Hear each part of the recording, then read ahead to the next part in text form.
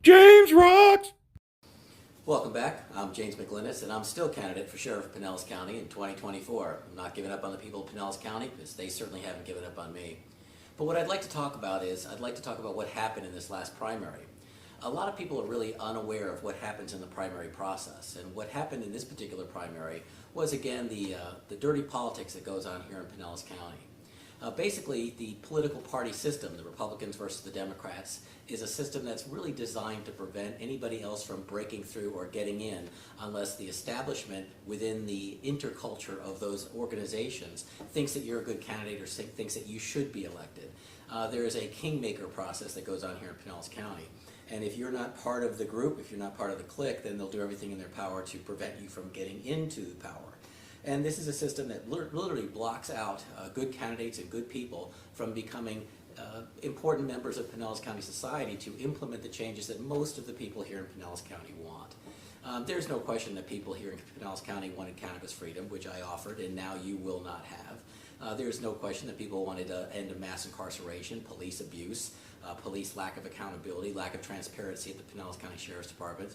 They wanted assistance with drug treatment rather than arrest. They wanted help with the homeless rather than putting a homeless in jail. There's a myriad of things that I offered on my platform that the people of Pinellas County have just been robbed out of that will no longer take place here in Pinellas County. And I want to just talk for a couple minutes about how that occurs. Here in Pinellas County, the 2019 census basically says that we had 974,996 people living in Pinellas County. Might have gone up a little bit between now and then, but the point is we have just under 1 million people here. In the last primary, the primary that we just had, we had 91,722 people in the Democratic Party, and that's 9.4% of the population. Now, that 9.4% of the population was given the task with deciding what the rest of the population, basically about 900,000 people, were going to get to have as their sheriff. This 9.4% basically said, we'll decide for the rest of the people of Pinellas County whether you're going to get the accountability, the cannabis freedom, and all the things that Mr. Mclynas is offering. And basically what they decided to do was, no, they would not allow you to have that. There are members of both the Democratic and Republican Party that want to continue to lock up all the citizens, have massive wastes of money spent on policing. They want to continue giving Sheriff Galtieri billions of dollars to lock people up in jail for minor and petty offenses. And most of the people in Pinellas County really don't want that, but there's a subculture of these organizations that does. The difference between the people that voted for me in the Democratic Party and the people that voted against me in the Democratic Party was 17,850 votes. So basically, 1.8% of the Pinellas population ruled that you could not have the reforms that I wanted, the ones that I wanted to bring to the people of Pinellas County, the ones that the people of Pinellas County very clearly said that they wanted. My candidacy resonated not just with the people here in Pinellas County, but all over the world.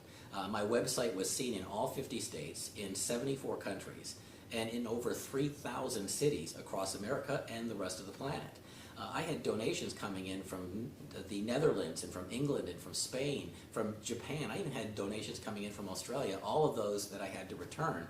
But the bottom line is we had people in foreign countries that wanted the people of Pinellas County to have the reforms that I was bringing here. But that 1.8% of the population of Pinellas County decided for the rest of you that you couldn't have those. Now, when the Democratic Party, approximately 245,000 registered Democrats got to vote, only 91,000 of those voted. But they still blocked off the rest of the Republican Party, which was about another 240,000 registered voters, and the Independent Party, which was another almost 200,000, 199 and change, registered independent voters. So basically, that 1.8% of the people, 17,850 voters, they decided for the 440,000 people that are not Democratic registered voters here in Pinellas County that you would not have the reforms that I offered. So the bottom line is they took from you your choice. They took from you the ability to vote. And that's why so many of my supporters were surprised when they went to the polls to vote for me and to make sure that they got the type of policing that I was bringing to Pinellas County. They were shocked when my name wasn't on the ballot. The sheriff's election didn't even appear on their ballots. They didn't understand why. Well, the reason why is because of the way the two-party systems are. The sheriff's race should be nonpartisan. It shouldn't have anything to do with whether you're a Democrat or Republican. It should have to do with what kind of policing you bring to the people of Pinellas County. And the people of Pinellas County wanted the type of policing that I brought, But that small subsection put up a shill candidate, funded them heavily in order to knock me out so that you couldn't have what you wanted. So basically what we have is we have a situation that has to be changed. It has to be addressed. And just like I wanted to become sheriff, a non-law enforcement officer taking over the sheriff's department, because a law enforcement officer indoctrinated his entire career, will never make the reforms that I'm offering the people of Pinellas County. So if you want those types of reforms, you have to be like me. You have to go into the system and change it from within. And I think that the people of Pinellas need to understand that you need to change the way that you look at voting. You need to change the way you view how you take part in this system, how you take part in this process. The bottom line is we have about 200,000 independent, non-public Republican and non-Democratic registered voters. And I was one of those in the last election. I ran as an NPA candidate. I got over 100,000 votes here in Pinellas County, which is more than the entire votes cast in this primary was right here. So clearly I had support from a broad base of Pinellas County voters, but those broad-based voters were blocked and prevented and kept from voting for me in this primary. And that's what's wrong with this system. So I, as an NPA, I was upset with a lot of the things that the Republican Party does and a lot of things that the Democratic Party does, and I didn't want to be pinned in, and I didn't want to be held accountable to the sins of either party, and that's why I ran as an NPA in 2016. But as an NPA, we have 200,000 NPAs and approximately 240,000 each of the Democrats and the Republicans, and even if every single NPA votes for an NPA candidate, they still can't win without Democratic votes or without Republican votes. So the problem is, what do we do about the situation? Well, we have two things that we could do. We could either try and convince all the Republicans and all the Democrats to quit their parties and come to the Independent Party, and then the Independent Party, which is about 40,000 short of being a dominant party here in Pinellas County, could take over. Or we could do something a little bit different. We could take all the people that are in the Independent that aren't in any party and take over one of these parties. And I'm suggesting that the Independent voters here in Pinellas County, that 200,000 people, transfer all of their registrations to the Democratic Party, and we become what I would like to term the Independent Democratic Party of Pinellas County.